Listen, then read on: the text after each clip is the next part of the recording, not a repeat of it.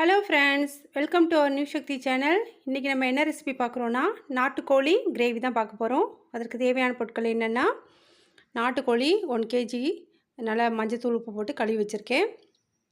சின்ன வெங்காயம், தக்காளி, கருவேப்பிலை, கொத்தமல்லி, உப்பு. மசாலா பொருட்கள் பார்த்திங்கன்னா சோம்பு, ஜீரகம், மிளகு, மிளகாய், பட்டை, கிராம்பு, ஏலக்காய் எல்லாம் எடுத்து வச்சுருக்கேன். இப்போ ஒரு பாத்திரத்தில் எண்ணெய் ஊற்றி வச்சுருக்கேன். அதில் இப்போ எடுத்து வச்சுருக்கோம் இல்லையா மசாலா பொருட்கள், சோம்பு, ஜீரகம், மிளகு, ஏலக்காய், பட்டை, கிராம்பு, மிளகாலாம் அதெல்லாம் இதில் போட்டுக்கலாம்.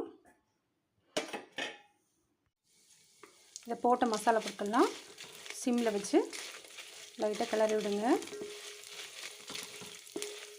போட்ட மசாலா பொருள்லாம் லைட்டாக பொரிஞ்ச உடனே நம்ம என்ன பண்ண போகிறோன்னா, அடுத்து எடுத்து வச்சுருக்கோம் இல்லையா சின்ன வெங்காயம், தக்காளி, கருவேப்பிலை, கொத்தமல்லி, உப்பு அதெல்லாம் போட்டு கிளற போகிறோம்.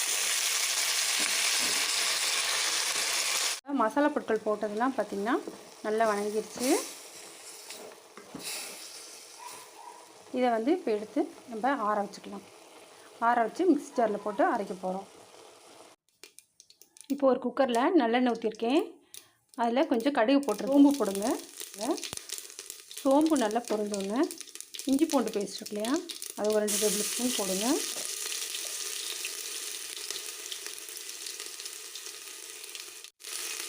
இப்போ இஞ்சி பூண்டு போட்டது நல்லா வணங்கிருச்சு.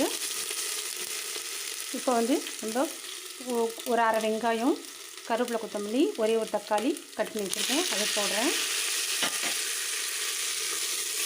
அதையும் நல்லா வணக்கிக்கோங்க.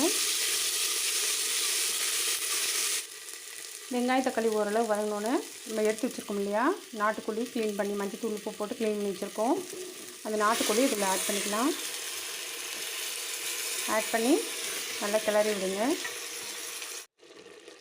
இப்போது நாட்டுக்கோழி நல்லா கிளறி விட்டுருக்கோம். இப்போ கொஞ்சம் உப்பு போட்டுக்குங்க. ஏற்கனவே கொஞ்சம் மசாலாவில் நம்ம உப்பு போட்டுருக்கோம், அதனால் கொஞ்சமாக உப்பு போட்டுக்குங்க. கொஞ்சம் மஞ்சத்தூள் போட்டுக்குங்க. இப்போ நல்லா கிளறி விடுங்க. இப்போ இது மாதிரி ஜாரில் நம்ம வணக்கி வச்சுருந்தோம்ல வெங்காயம், தக்காளி, மசாலா பொருட்கள்லாம் போட்டு அதெல்லாம் மிக்சியில் போட்டு நல்லா ஃபைனாக அரைச்சி எடுத்துகிட்டு வந்துடுங்க. இப்போது நல்லா கறி வெந்துருச்சு பாருங்கள். நாட்டுக்கோழி நல்லா கிளறி விட்டுருக்கேன். இப்போ இதுலேருந்து எவ்வளோ தண்ணி வந்திருக்கு பாருங்கள். முன்னாடி போட்டதை விட கொஞ்சம் வணங்கிடுச்சு. ஒரு ஆஃப் குக் ஆகிடுச்சு. இப்போ நம்ம கொத்தமல்லி தூள் ஒரு டேபிள் ஸ்பூன் போட்டுக்க போகிறேன். அடுத்து சிக்கன் மசாலா தூள் இருக்கு இல்லையா, அது மட்டும் கொஞ்சம் போட்டுக்க போகிறேன். நெக்ஸ்ட்டு நம்ம அரைச்சிட்டு வந்தோம் இல்லையா வெங்காயம் தக்காளி பேஸ்ட்டு, அதையும் போட்டுக்க போகிறேன்.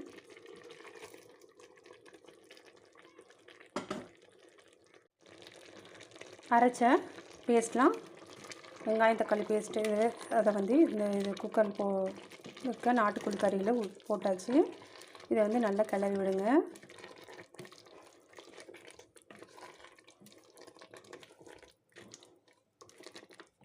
இதோட நான் மிக்சி கழுவி கொஞ்சம் தண்ணி ஊற்றி வச்சுருக்கேன். ஒரு 2 டம்ளர் அதையும் ஊற்றிக்கிறேன் இதில். இப்போ நல்லா கிளறி விடுங்க.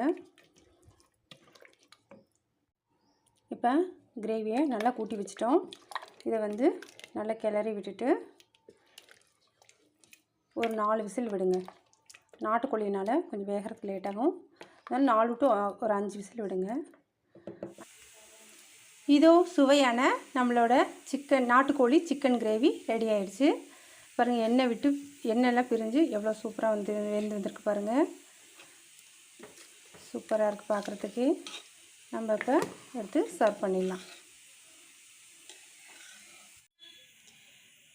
இதோ நம்ம சுவையான நாட்டுக்கோழி சிக்கன் கிரேவி ரெடி ஆகிடுச்சு. சூப்பராக சுவையாக ஜூஸியாக இருக்குது.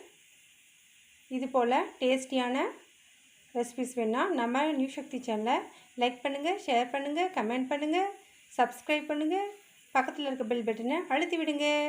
தேங்க்யூ ஃபார் வாட்சிங்.